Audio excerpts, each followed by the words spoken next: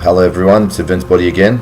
I would like to start discussing things that I said that I'm going to discuss previously, and it is about anabolic steroid use and the proper use of anabolic steroids and everything else. First of all, I just want to say that I don't condone the use of steroids. I am not promoting it.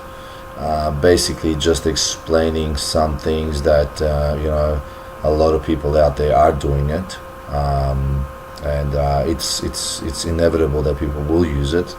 So, in order for an educational purpose, I would like to discuss this to prevent unnecessary harm, and it's basically considered harm minimization if I actually teach you. This is exactly the same thing like you have a needle exchange place, you know what I mean, because we're trying to minimize harm.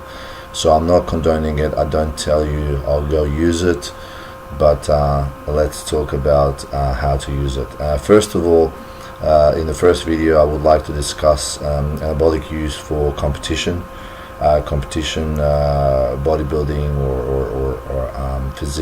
physique competition, classic or whatever. Okay, and I'm not condoning. I would never use anabolic steroids if I was to go into natural shows. But let's talk about and be real. Okay, if you are going to use it, going to bodybuilding shows, they are kind of condoning it, which let's be real. IFBB and NABA, or those bodybuilding competitions don't test, and basically, as we know, they're champions in Olympia. You can't get there without the use of any sort of steroid. Not to say that they're genetically not gifted. They are genetically gifted. They train really hard. They train very hard, but obviously the use is there to promote further growth. If you are thinking about competing in natural shows, don't go into the side of anabolic steroids. It just makes you look stupid, especially if you lose. It will make you even more stupid.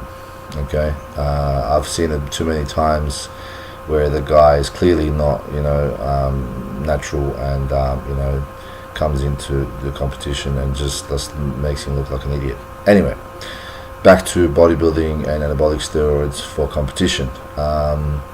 I just wanted to discuss something where a lot of people are using, a lot of people are doing this towards the end of the show. First they start with a long ester, and basically esters are short and long. It all depends. If we're talking about short esters, we're talking about anabolic steroids that are released a lot quicker into your body. Long esters, they have a slow release, so they basically you need to take them, let's say, once or twice a week, where the short ester you need to take every day or every other day. A lot of times people start taking the short esters towards the end, 6-week mark or 4-week mark. They start using the short esters like testosterone propionate, trinacetate, so those short esters, instead of opting for long esters, because in their mind they think that they will have more water retention with longer esters and everything else. Let me tell you something, it's completely not true. If you are thinking about competing, you can actually compete on long esters. One, it will save you injecting every other day or every day, which is a nightmare, I would think.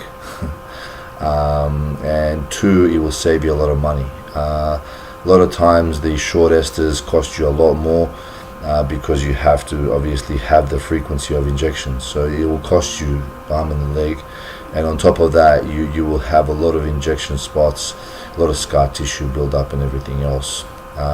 You shouldn't inject more than 3 times a week or even twice a week for the benefit. 3 times a week would be good if you are going for high dosages, and this is, I'm talking about the advanced bodybuilders.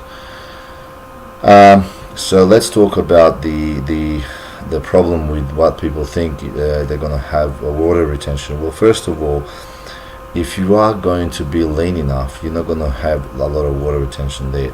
One. Two, it's very, very simple. Okay, the water retention is basically due to testosterone. So very, very simply, cutting testosterone 3 to 4 weeks out of the competition, before the competition, and staying on things like tren and enthate, masteron and all that, you are actually going to be dry and maintain the muscle mass, even grow. So no need to be going on propionate or acetate. Tren and enthate works just as well if you are going to go with a real thing, real good stuff. Tren and enthate is perfect way to go all the way through the show. All you gotta do is, some people choose to do it 2 weeks out. They cut the testosterone 2 weeks out for better result, for even harder looking body. You are cutting the testosterone 3 weeks out, or even 4 weeks out. For example, the IFBB Arnold Classic, we had the qualifier first, and then we had the Arnold Classic.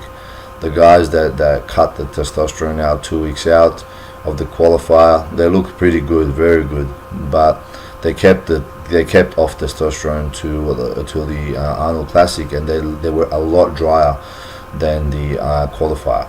So testosterone was completely out of their system in terms of the and tren was being kept as a steroid of choice. Other side steroids were Anavar or stanozol. Some of them were taking masteron, which are short acting, but you don't have to actually have a lot of that. Okay, stanozol you can have oral, but it's really bad for you. I wouldn't even take stanozol anyway. It's extremely bad on your liver as well. Anavar is good steroid that people were taking. So the combination of tren and enthate, Anavar and masteron were really showing good results. But I'm talking about a little bit higher dosages. They were taking 3 to 4 mils of tren and enthate, 3 to 4 mils of masteron, and about 30 megs to 50 megs a day of Anavar. No bloating, no water retention, nothing like that. No use of diuretics. Basically just water load, and then cut the water out maybe 12 hours or even less before the competition. If you are lean, if you are ripped, you won't have to work a lot on your water depletion. You are going to look good no matter what. So that's the main thing. If you are going to compete, if you are going to a show, don't have to use prop, don't have to use acetate. Longer acting esters will work just as well without having a lot of injections and without having a lot of money forked out, because it does cost a fortune if you are going to do that, unless you have someone that's actually making it for you, and then you even trust them, you know what I mean? So again, as I said, start doing that. If you are a beginner, you shouldn't be taking any steroids anyway in the first place, but if you already started and if you're already there, this video is just to help you prevent harm. And obviously the rate of injections with prop and tren acetate will cause, will statistically increase your chances of harm, because you are constantly piecing your skin and everything else, so the harm can be increased. So cutting those out, cutting the short esters, switching it to long esters, cutting the testosterone injections out 3 to 4 weeks out, will make sure that you are dry, that your body is ready for a competition, and you won't regret it. Okay, so give that a go. If you are taking, like I said, I don't condone it, but if you are, give that a go.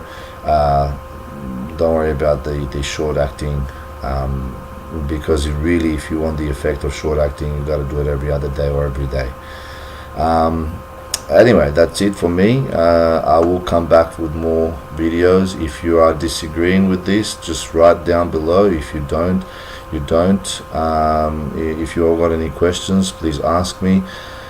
Anyway, that's about it. Thank you very much for watching, and I will see you soon.